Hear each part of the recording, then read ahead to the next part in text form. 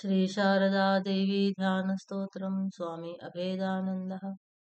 ध्यायेच्चित्तसरोजस्थां सुखासीनां कृपामयीं प्रसन्नवदनां देवीं द्विभुजां स्थिरलोचनाम् आलुलायितकेशार्धवक्षस्थलविमण्डितां श्वेतवस्त्रावृतार्धाङ्गां हेमालङ्कारभूषिताम् स्वक्रोडन्यस्तहस्तां च ज्ञानभक्तिप्रदायिनीं शुभ्रां ज्योतिर्मयीं जीवपापसन्तापहारिणीं रामकृष्णगतप्राणां तन्नामश्रवणप्रियां तद्भावरञ्जिताकारां जगन्मातृस्वरूपिणीं जानकी राधिका रूपधारिणीं सर्वमङ्गलां चिन्मयीं वरदां नित्यां शारदां मोक्षदायिनीं यथाग्निर्दाहिका शक्ति रामकृष्णे स्थिता या सर्वविद्यास्वरूपान्तां शारदां प्रणमाम्यहम्।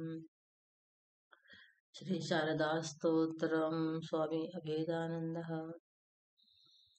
प्रकृतिं परमामभयां वरदां नररूपधरां जनतापहराम् शरणागतसेवकतोषकरीं प्रणमामि सदा परां जननीं जगताम् गुणहीनसुतानपराधयुतान्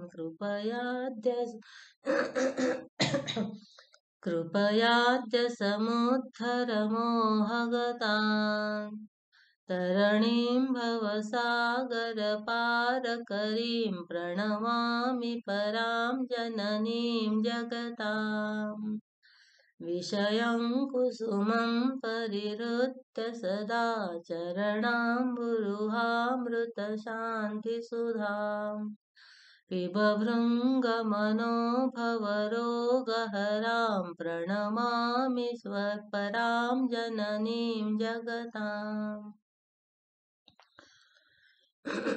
कृपां कुरु महादेवी सुतेषु प्रणतेषु च चरणाश्रयदानेन कृपामयि नमोऽस्तु ते लज्जापटावृते नित्यं शारदे ज्ञानदायिके पापेभ्यो नः सदा रक्ष कृपामयि नमोऽस्तु ते रामकृष्णगतप्राणां तन्नामश्रवणप्रियां तद्भावरञ्जिताकारां प्रणमामि मुहुर्मुहुः पवित्रं चरितं यस्याः पवित्रं जीवनं तथा पवित्रता स्वरूपिण्ये तस्यै कुर्मो नमो नमः।